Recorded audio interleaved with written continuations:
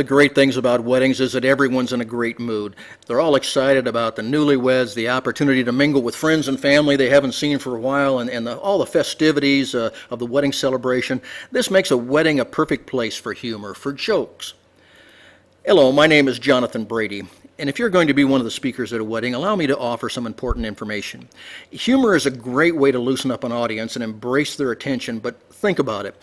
Not counting professional comedians, how many really good jokes have you heard from public speakers? Believe me, there really aren't that many, and to be honest, most people just can't tell a good joke.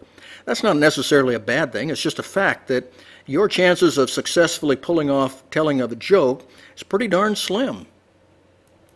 Where most people get into trouble is that they get overwhelmed by all those giving speeches before them who have used a lot of humor in their speeches, or what they thought was humor, funny stories, and they seem to have the audience in a laughing high, albeit maybe a courtesy high, but it is everyone's laughing.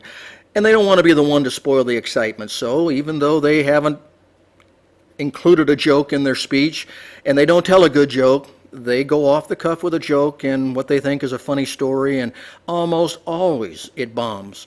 The excitement of the crowd is deflated, and their speech surely is remembered.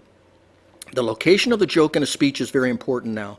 If you know most of the audience, a joke at the beginning generally works well to loosen them up and get everyone's attention.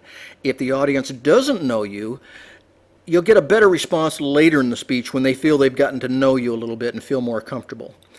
Personal jokes, raunchy jokes really have no place in a wedding speech, but are attempted and can be deemed acceptable by the best man and the best man only. The best man's speech, for whatever reason, is supposed to be humorous, and blowing a few bad jokes is really what's expected of him. But the maid of honor, never. She's not one of the boys.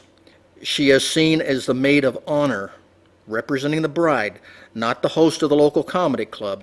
As the maid of honor, you probably know the bride extremely well. You have funny stories and dating stories, anecdotes, humorous events with the wedding planning, things that have gone on during the wedding that can make guests at a wedding laugh while allowing you and your friend to relive a couple of special moments. These are far, far better choices than attempting to tell a joke. The best thing you can do if you want to make your maid of honor speech humorous is just relax. Tell a few humorous stories, a few anecdotes. The best comedians are the ones that make us feel relaxed and welcome. Be personable and be yourself. I know you're still a little nervous about this whole speech thing, the audience and the eyes and the 250 people, friends and relatives, those closest to you, and the video cameras focused right on you.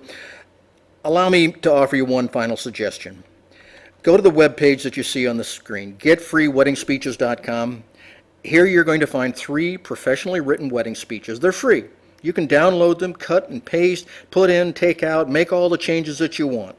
If you'd like to see more options, there's a ton of inexpensive, professionally written wedding speeches for everyone in the wedding party. GetFreeWeddingSpeeches.com.